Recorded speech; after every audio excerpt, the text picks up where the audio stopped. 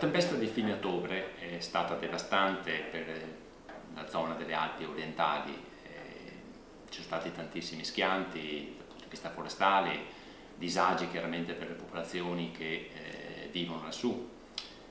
Per la fauna selvatica non è stato così, non è almeno una catastrofe.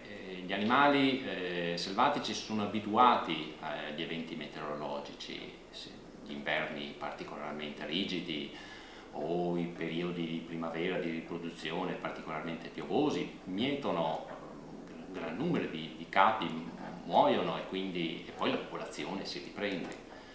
La tempesta Vaia è stata devastante, eccezionale, però non per la fauna selvatica. La fauna selvatica probabilmente qualche capo sarà perito e altro, ma hanno potenzialità di ripresa molto più elevate, sono abituati a questi eventi, si difendono in qualche maniera e quindi possono reagire. Ma c'è un paradosso qui, questo evento qui può aumentare le potenzialità faunistiche, anzi nel tempo è prevedibile che negli anni successivi avremo degli incrementi di alcune popolazioni.